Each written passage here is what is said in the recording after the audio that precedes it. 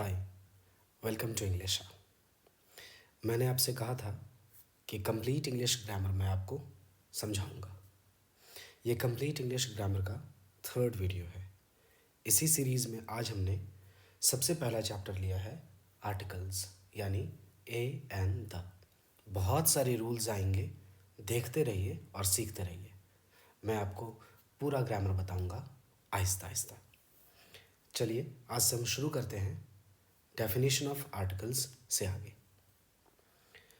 हम देख रहे हैं कि आर्टिकल का डेफिनेशन क्या होना चाहिए, यानी कि आर्टिकल्स की परिभाषा। ओके, डेफिनेशन मतलब परिभाषा। आर्टिकल्स आर वर्ड्स, आर्टिकल्स शब्द होते हैं दैट डिफाइन, जो डिफाइन करते हैं अ नाउन एज स्पेसिफिक और अनस्पेसिफिक। बहुत इंपॉर्टेंट है। आर्टिकल्स शब्द होते हैं जो किसी नाउन को विशेष कर हमें समझाते हैं। किसी नाउन को डिफाइन करने का अर्थ होता है कि उस नाउन के बारे में विशेष बात बताना। किसी भी चीज़ को अगर हम डिफाइन करते हैं तो इसका अर्थ यही होता है कि हम उस चीज़ के बारे में कुछ आपको विशेष बता रहे हैं। तो आर्टिकल्स हमें नाउन के बारे में विशेष बात बताता है। किस तौर पर? कि वो नाउन स्पेसिफिक है यानी ख़ास है, या वो नाउन ख़ास नहीं है, अनस्पेसिफिक है यानी जनरल है। They are a type of determiner. Modern English में आर्टिकल्स को हम डिटरमिनर कहते हैं। यूज्ड बिफोर अ नाउन, जो कि नाउन से पहले इस्तेमाल होते हैं, यानी आर्टिकल्स नाउन से पहले ही इस्तेमाल होंगे और ये हमेशा होगा, इसको ध्यान में रखना है। डिटरमिनर भी क्यों कहते हैं? क्योंकि ये कुछ ना कुछ डिटरमिन करता है। डिटरमिन करने का क्या अर्थ होता है? निश्चित करना, किसी चीज़ को चुनना।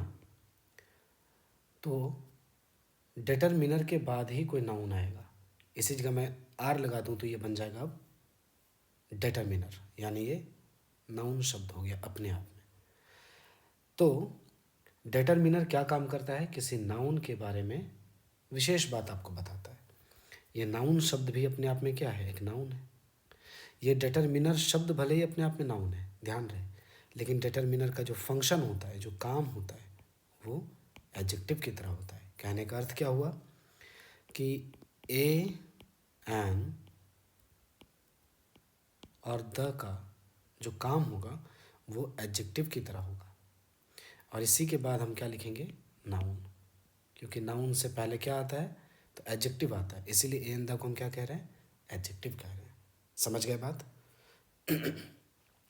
इन modern English there are two types of articles. दो तरह के आर्टिकल्स होते हैं, मॉडर्न इंग्लिश में बात करते हैं। एक को कहते हैं डेफिनेट आर्टिकल, द को कहते हैं डेफिनेट आर्टिकल। इनडेफिनेट आर्टिकल्स, ए और एन को कहते हैं इनडेफिनेट आर्टिकल्स। जैसा कि नाम है वैसा ही इसका काम है। डेफिनेट मतलब ख़ास, यानी स्पेसिफिक, यानी पर्टिकुलर। द कभी भी बात करेगा तो किसी चीज़ के बारे में ख़ास तौर पर बात करेगा, यानी कि डेफिनेट सेंस में बात करेगा। और ए एन अगर कभी बात करेगा तो ये इनडेफिनेट सेंस में किसी चीज़ के बारे में बात करेगा, यानी किसी नाउन के बारे में इनडेफिनेट सेंस में बात करेगा। ये हमेशा ध्यान में रखिए कि ए एंड द किसकी बात करेगा? तो किसी नाउन की ही बात करेगा। चलिए आगे बढ़ें। यूसेज ऑफ आर्टिकल्स, आर्टिकल्स के इस्तेमाल देखते हैं, ध्यान से इसको समझिएगा। डेफिनेट आर्टिकल द कहलाता है, नाम है डेफिनेट, यानी ख़ास तौर पर किसी चीज़ के बारे में बात करेगा, तो इसी को समझाया गया है। Used to refer to a specific noun, the का इस्तेमाल होता है किसी ख़ास नाउन के बारे में बात करने के लिए। दैट इज़, जो कि already known to the reader और लिसनर। वैसे नाउन के बारे में बात करता है द, जिस नाउन के बारे में पढ़ने वाले को और सुनने वाले को, यानी बोलने वाले को और सुनने वाले को, दोनों को ही पता हो वो नाउन। कोई नाउन ख़ास कब बनेगा? जब बोलने वाला उस नाउन को जान रहा है और सुनने वाला भी उस नाउन से परिचित है, तभी द लगेगा उस नाउन से पहले। इनडेफिनेट आर्टिकल का क्या काम है? इनडेफिनेट आर्टिकल्स मतलब अनिश्चित तौर पर जिस नाउन के बारे में हम बात करेंगे और ऐसा जो आर्टिकल करे उसे हम एन कहेंगे, यानी इनडेफिनेट आर्टिकल्स कहेंगे। Use to refer to a noun use to refer to a non specific और जनरल नाउन। ध्यान रहे, इनडेफिनेट आर्टिकल्स का इस्तेमाल कब होता है?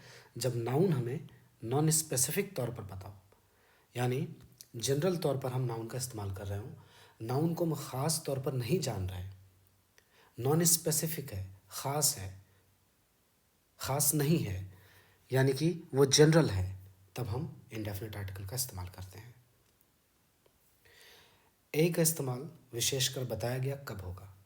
तो use before words that begin with a consonant sound. A का इस्तेमाल तभी होगा जब कोई नाउन कॉन्सोनेंट साउंड से शुरू हुआ हो। कॉन्सोनेंट साउंड किसको कहते हैं? हिंदी में चले आइए, यानी क से लेकर ज्ञ तक के किसी अक्षर से अगर उस नाउन का उच्चारण शुरू हुआ हो तो वो कहलाएगा कॉन्सोनेंट साउंड। जैसे कैट, कैट में पहला साउंड क्या है हमारे पास? क, इसीलिए यहाँ क्या लगा है? ए। हाउस, हाउस में पहला साउंड क्या है? ह, इसीलिए क्या लगा है? ए। ए हाउस यानी कोई घर या एक घर। ए कैट यानी कोई कैट, कोई बिल्ली, एक बिल्ली। मैं आपको अभी ए एन की मीनिंग बताऊंगा। एन, एन का इस्तेमाल कब होगा? वो भी किसी शब्द से पहले इस्तेमाल होगा, लेकिन वो शब्द किससे शुरू होना चाहिए? वाउल साउंड से शुरू होना चाहिए। वाउल साउंड आप हिंदी के मुताबिक ऐसे समझ लें कि अ से लेकर अ तक, एक्चुअली अ तो बहुत कम आएगा, लेकिन मान लें ऐसा कि अ से लेकर अ तक, यानी स्वर वर्ण से अगर शुरू हो तो स्वर वर्ण से अगर शुरू हुआ तो स्वर ध्वनि भी होगी उसमें। तो वर्ण अलग है यानी लेटर अलग है और ध्वनि अलग है, ध्यान रखिएगा। तो ए एन जो लगता है वो लेटर को देखकर नहीं लगता है, बल्कि ए एन जो लगता है वो साउंड को देखकर लगता है।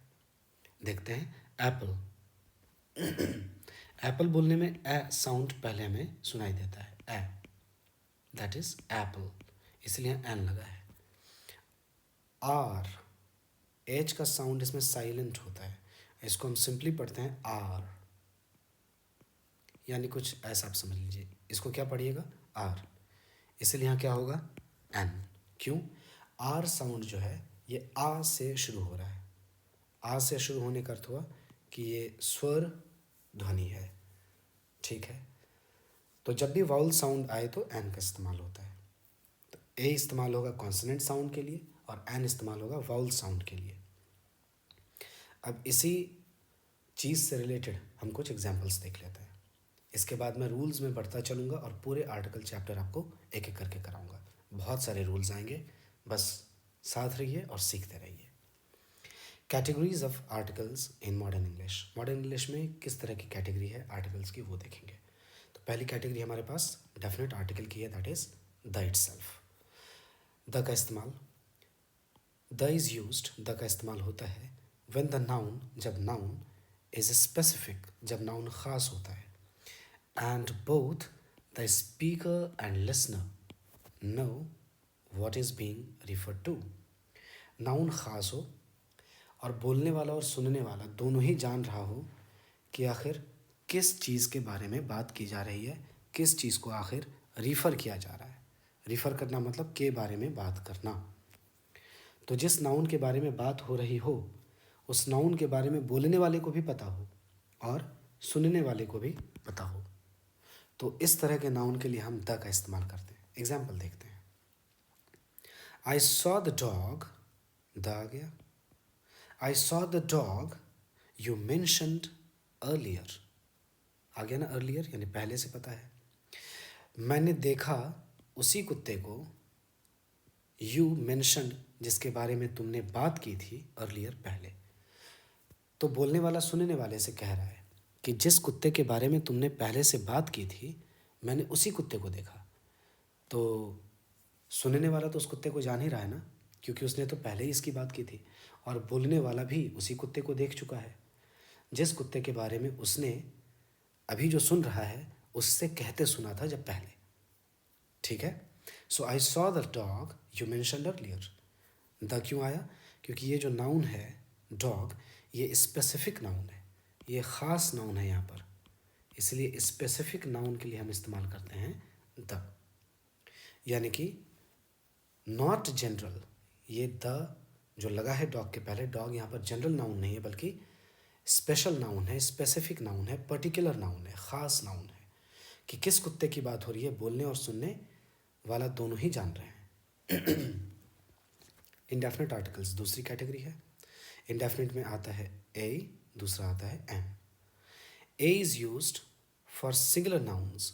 ए का इस्तेमाल होता है जब नाउन एक हो, एक वचन में हो नाउन, नाउन की गिनती जब करें तो वो एक ही आए, that begin with a consonant sound, और वो नाउन शुरू होना चाहिए कॉन्सनेंट साउंड से, यानी सिंगुलर हो और नाउन किससे शुरू होना चाहिए? कॉन्सनेंट साउंड से।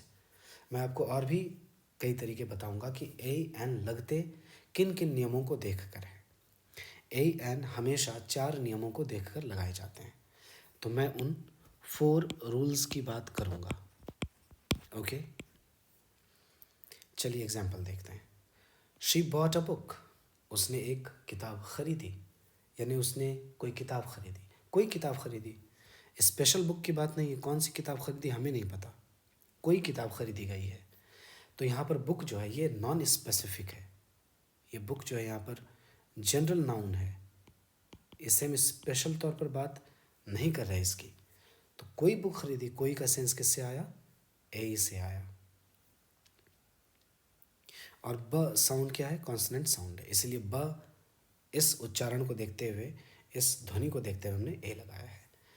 N is used for singular nouns, an का भी इस्तेमाल होता है एक वचन में होने वाली संज्ञाओं के लिए, लेकिन शर्त क्या है? That begin with a vowel sound.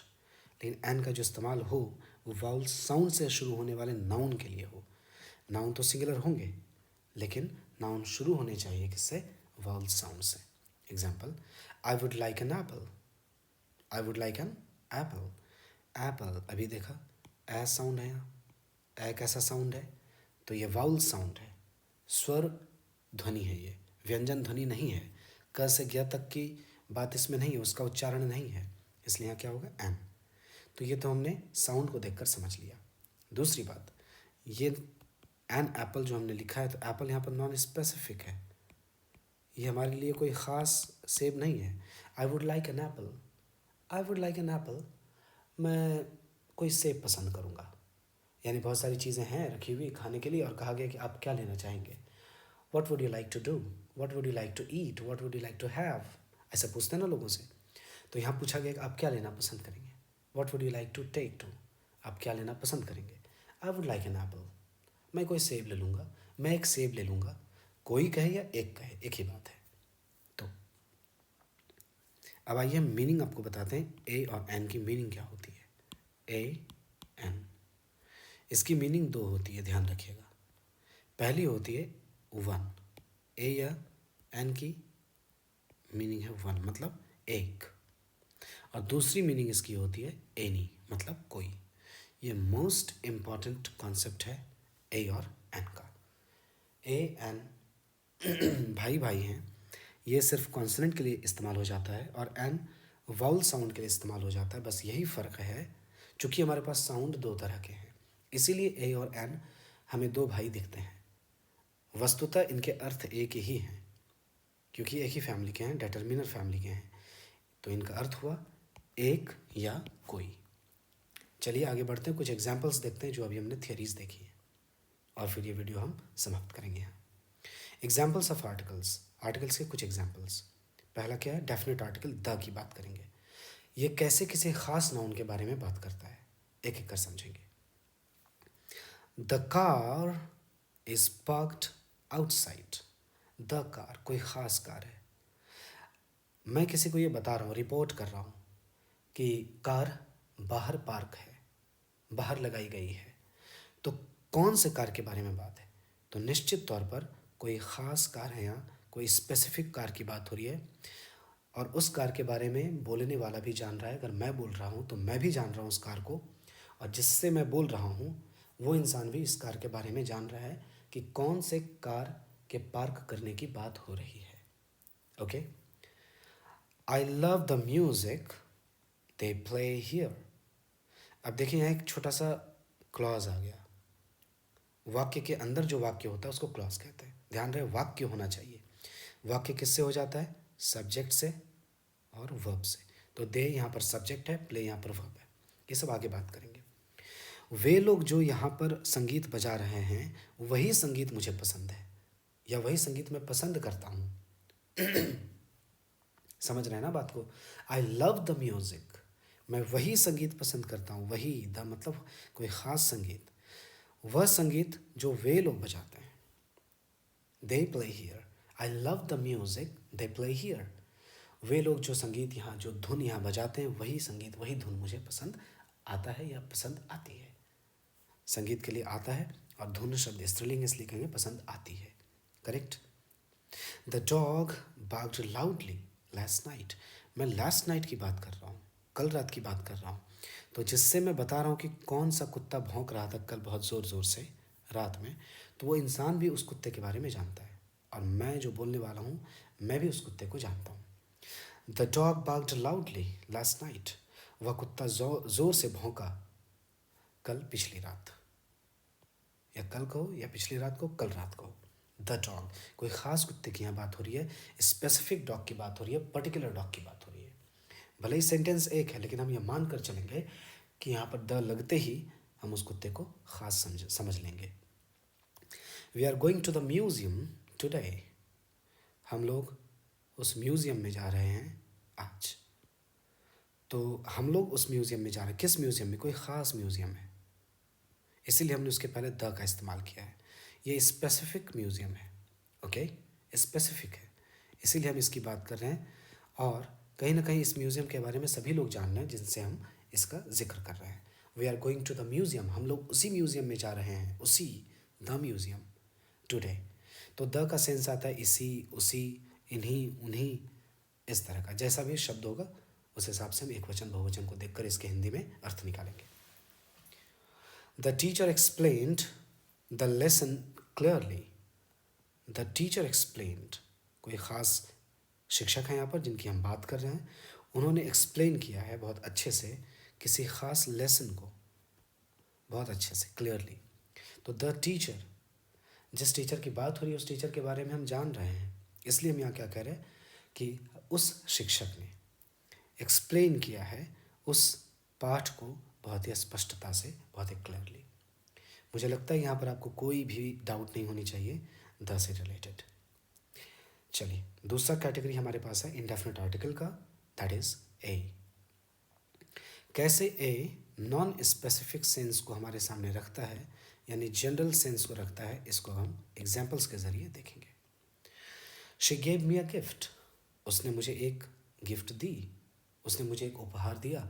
कौन सा उपहार दिया ये हमें पता नहीं है, यानी नॉन स्पेसिफिक सेंस है, इसलिए हम क्या लिखेंगे? ए। ए ही क्यों लिखे? क्योंकि यहाँ पर गिफ्ट में ग साउंड पहले आ रहा है। ग के आने के कारण हम क्या कहेंगे? ये कॉन्सोनेंट साउंड है, इसलिए क्या होगा? ए।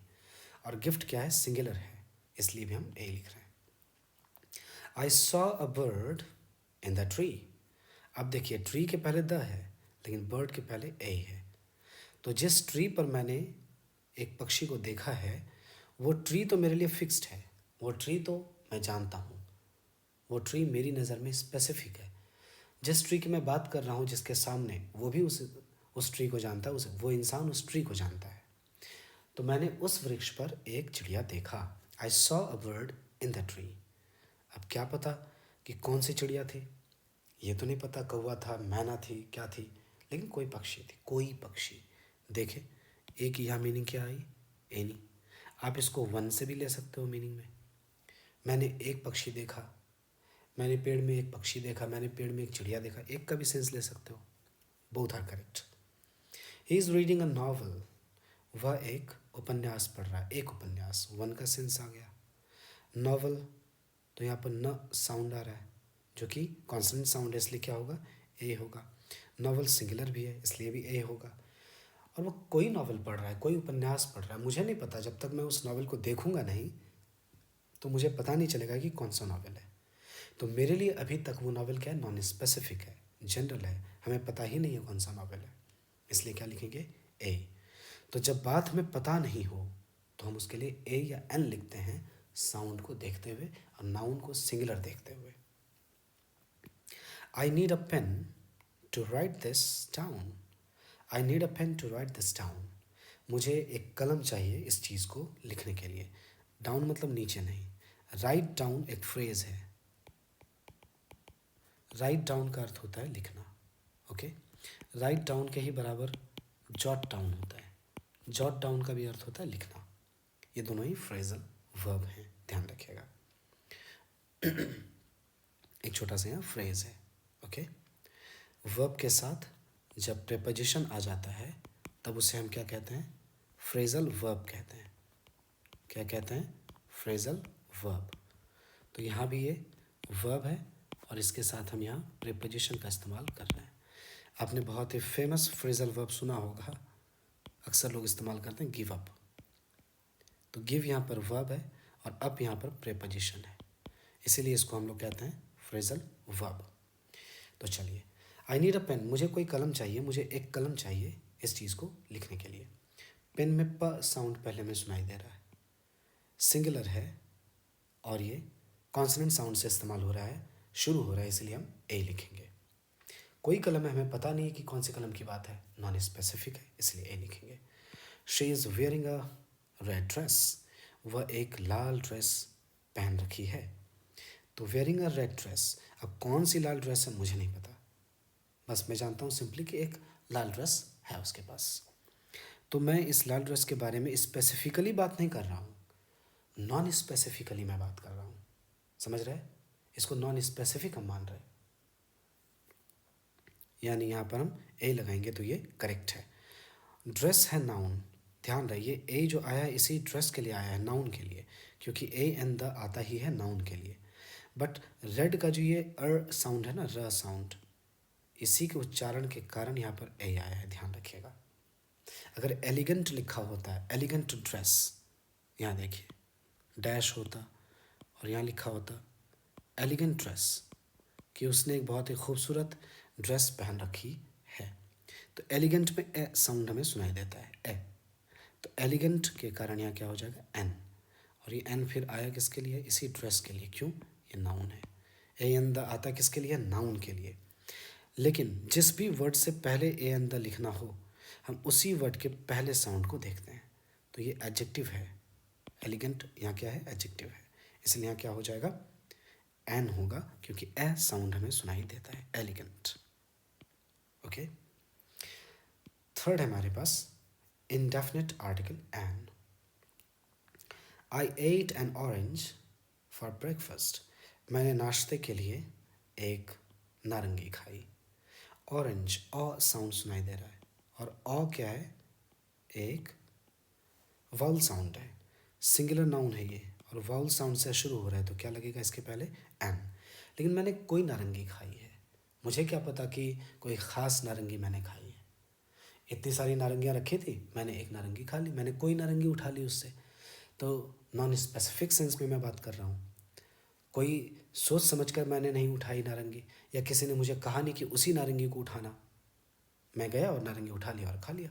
तो नॉन स्पेसिफिक सेंस है, मैंने नारंगी को, ऑरेंज को स्पेसिफिक नहीं किया, ख़ास नहीं किया कि हाँ भाई उसने बताया था कि बड़ा वाला ही उठाना तो मैंने बड़ा वाला उठाया, तब हो जाता द। ओके, कि आई एट द बिग ऑरेंज, मैंने बड़ा वाला ऑरेंज खाया, and I left the small orange, और मैंने छोटा वाला ऑरेंज छोड़ दिया, द लगता है यहाँ, बट यहाँ नहीं है ऐसा case. She is an honest person, वह एक ईमानदार व्यक्ति है। एन ऑनेस्ट, एन तो आया है पर्सन के लिए क्योंकि पर्सन नाउन है, ऑनेस्ट एडजेक्टिव है, लेकिन ऑनेस्ट में एच का साउंड साइलेंट है और ओ लेटर का साउंड यहाँ आ रहा है ऑ, दैट इज ऑनेस्ट, और ये वाउल साउंड है, वाउल साउंड के लिए एन आता है, इसलिए एन करेक्ट है। लेकिन वह एक ईमानदार पर्सन है। अब नॉन स्पेसिफिक सेंस में बात कर रहे हैं, वह एक इंसान है, लेकिन वह कैसी इंसान है भाई, तो वह कोई एक ईमानदार इंसान है। नॉर्मली जब हम बात करें चीज़ों के बारे में तो हम क्या लगाते हैं, ए या एन लगाते हैं।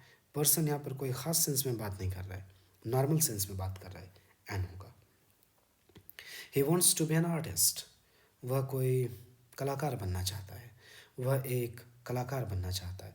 आर्टिस्ट, आ जो आ रहा है साउंड, ये एक वाउल साउंड है, एन होगा।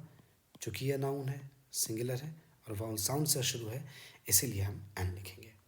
Vowel sound is important for N.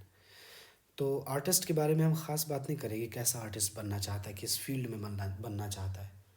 कोई आर्टिस्ट बनना चाहता है, किसी फील्ड में एक कलाकार बनना चाहता है, नॉन स्पेसिफिक सेंस है, हम क्या लिखेंगे, एन। मुझे अंदाज़ा है कि आपने अभी तक में इतना तो समझ ही लिया होगा। We stayed in an old house last night, हम पिछली रात रुके थे किसी पुराने घर में, किसी पुराने घर में, एक पुराने घर में। अब हमें पता भी नहीं था वह घर कैसा था, नहीं था, तो हम नॉर्मली अभी बता रहे हैं आपको कि हम लोग एक पुराने घर में रुके थे रात में, पिछली रात में। तो हम जिससे जिक्र कर रहे हैं इस पुराने घर के बारे में, वह इंसान इस पुराने घर को नहीं जानता है। तो यह पुराना घर स्पेसिफिक कैसे हुआ, नहीं हुआ, नॉन स्पेसिफिक हुआ, जनरल घर हुआ। तो जनरल सेंस के लिए ए या एन। हम लोग पिछली रात किसी पुराने घर में रुके थे, जिनके सामने बोल रहे हैं वो इस घर को नहीं जानता है। अब आप कहेंगे मैं तो जान रहा हूँ, हाँ मैं जान रहा हूँ, लेकिन उसके सामने तो मैं पहली बार बात कर रहा हूँ, इसलिए मैं क्या कहूँगा, एन, क्योंकि उसकी भी जानकारी ज़रूरी है, सुनने वाले की भी जानकारी ज़रूरी है। I saw an eagle flying above, मैंने एक बाज को ऊपर उड़ता हुआ देखा। ऊपर, अबव मीन्स ऊपर, इसका उच्चारण होता है अबव, ध्यान रखिएगा,